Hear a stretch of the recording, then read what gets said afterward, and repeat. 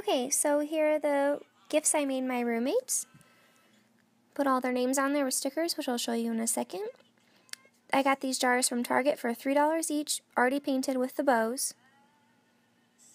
And here are the stickers I used to put their names on the jars. Alright, so let's take a look inside the jars, and I put their t-shirts in there that I made them, and I'll show you how I made those in a second. Just rolled them up in there. Put that back on, that's Morgan's. And yeah. It's my gifts for my roomies. I'll show you how I made the t-shirts. Alright, here's what you'll need. A shirt, or whatever you want to paint on. Cardboard. Your Mickey Mouse template. A Sharpie, an X-Acto knife, and freezer paper. A paper plate.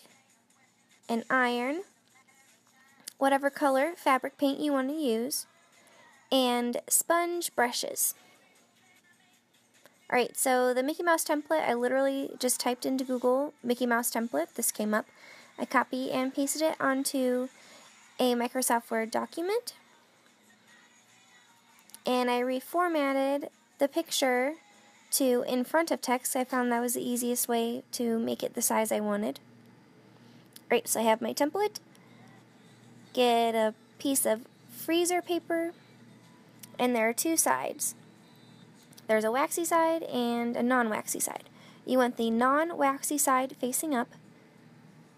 Take your Sharpie and begin tracing the Mickey Mouse, or whatever you want on your t-shirts. A few moments later. Alright, almost done. There we go. My template. The next step is to cut it with an X-Acto knife, and this X-Acto knife is actually made for cutting curves, which is perfect. And this is the part I hate the most, because it takes the most time. 20 minutes later. Alright, almost done. Very precise, right? And there we go, I have my stencil.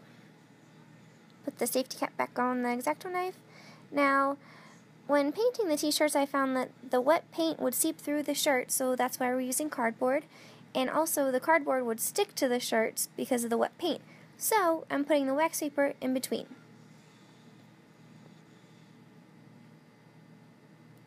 Put the t-shirt on the cardboard. Line it up how you like it. And this is an optional step. I just like the square to be smaller for it to be easier to iron on. It doesn't take up as much room.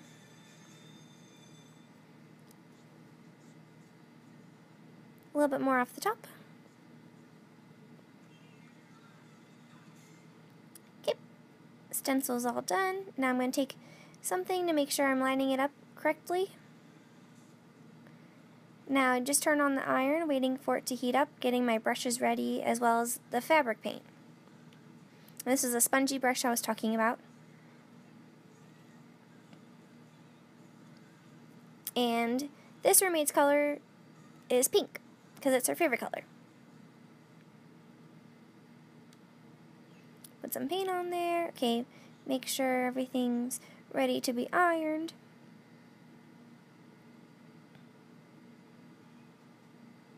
There we go. Alright, now to iron.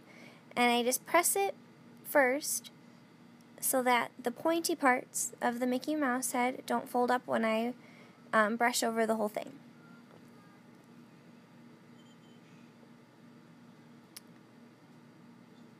Now I'm checking for any spots that aren't ironed on and just placing the iron on them. Alright, now you're ready to paint. And just dab it. Dab, dab, dab, dab. 3 hours later. There we go. Almost done. Painted. Now you have to wait for it to dry, which is the hardest part because you want to see what it looks like. 1 eternity later. Alright, I waited a couple hours for it to dry. Just peeling off. It's real easy to peel off.